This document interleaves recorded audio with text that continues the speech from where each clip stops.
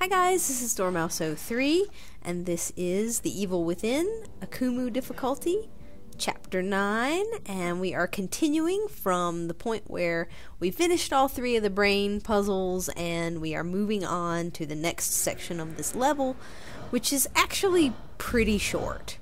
So you end up going through a series of rooms and getting some exposition with kind of what happened with Ruvik,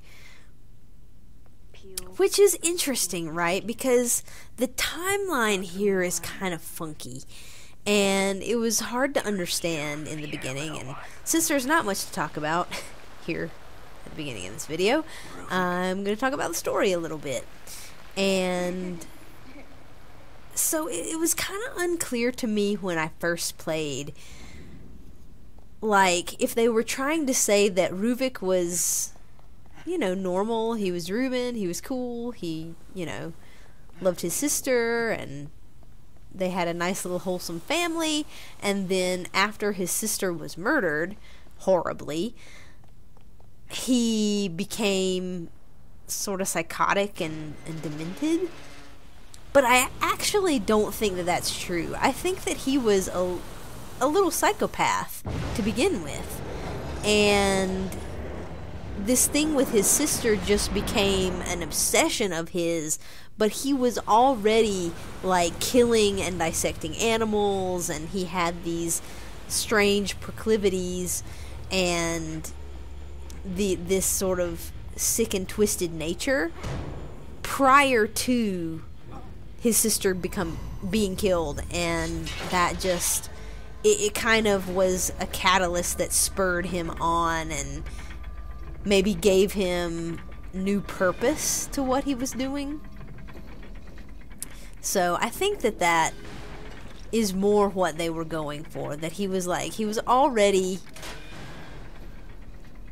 a sick individual. He was already pretty ill, and then after that happened, it just made things worse and gave him a new twist on his obsession and some new purpose to doing that. So be careful here. These strings will cause some spikes to drop down and kill you, so you have to be kind of careful moving through them, but it's not too bad.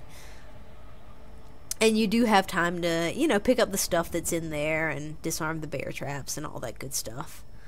So this section here, again, there are more traps in this section. Be very careful of the bear trap that's on the inside corner right there. I stepped in that 2 times in a row and died. The first time I was like, oh man, a bear trap. And then the second time I stepped in exactly the same friggin' place and just face palmed and was like, really? You just did the exact same thing again.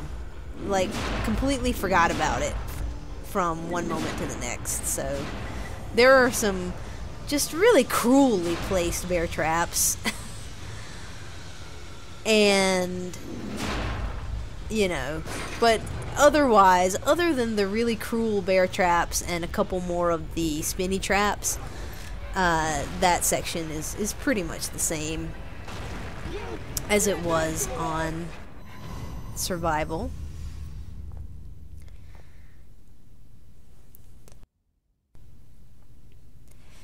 And so once you get through that section, you'll be in this room again, although it looks slightly different, and there's a mannequin that you can break and never get anything because they don't ever drop anything.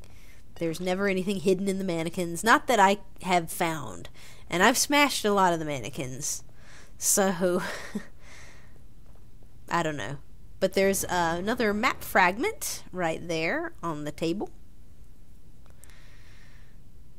And we'll be moving on into the last little area here. So, it's kind of like a boss fight, but not really. In this section here in the barn. And I'll be honest, this part was actually kind of tricky because the room is small. The barn in there is surprisingly small, and there's fire all around the edges that if you touch at all, you will burn and die. And there's the big red dotted weird rage guy. I'm not sure what he's supposed to be. I guess he's supposed to be a representation of Ruvik's anger and his sort of rage against the people who he holds responsible for his sister's death. I have no idea. But that thing will one-hit kill you on any difficulty. If it touches you, well, that's a lie. On the other difficulties, sometimes it can, like, punch at you, and that'll do a little bit of damage but not kill you. But it does have an instant kill grab thing similar to the Lara boss, that if it does the grab on you, you'll just die. But any kind of touching is bad touching on this difficulty. There is no touching here.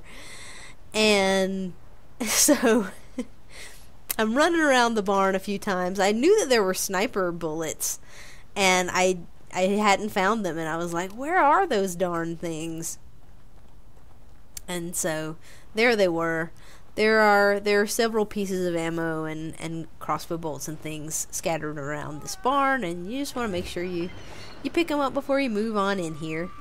And then I'm gonna cut out. There's some just little story cutscene type stuff that happens, and then you need to turn to these cranks to be able to get up to the top section of the barn. And I would suggest being pretty careful here, and if you have stick drift like me, you will be, clenching your teeth, because when you're coming out of doing these little crank turns, I was afraid that I was going to drift into the fire on accident and die.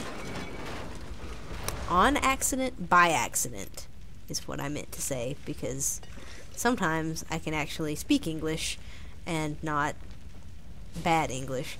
So if you move these bales of hay around a little bit, you can reveal the statue. You can use a match and burn them, but there's no need to. If you just move them around a little bit, you can pick up the key from the statue there. And once you try to go through this window, you're going to get knocked back by the red petals of rage. I mean, what is that? I really wish that I knew, but I don't. So I pick up a couple of things right here at the beginning of the fight and died. So I said, okay, don't have time to pick up any stuff, and I need to just start shooting people. So I believe there's like 4 or 5 enemies that you need to kill in order for this section to end. And there's stuff scattered around the room, and I really wanted to pick it up, but there's not a lot of time. There's not a lot of room to move. So that was 2, and I think there are 3 more. And so I'm just using my shotgun here to just kind of lay them down and put some matches in them, and I got lucky and got the 3rd guy on that match as well, which is awesome. And that looked easy. It was very short. It looked easy, but it wasn't. Because that room, like I said, is very small. There are all those posts that you can clip on, and if you touch the fire at any point, you're done. And if you touch that boss in the middle at any point, you're done. So that part can be kind of challenging. It took me a few tries before I got it the way that I wanted it, and I stopped trying to focus on picking up the ammo and stuff around the room and said, let it go. Let it go and just get through the part. So that would be my advice to you, is take the advice of the now famous Elsa and let go of trying to pick up that ammo and just get through the section. So that is chapter 9 clear. Thanks for watching, guys. I will see you in chapter 10, where we'll be heading into some more action-heavy sections. So I'll see you there.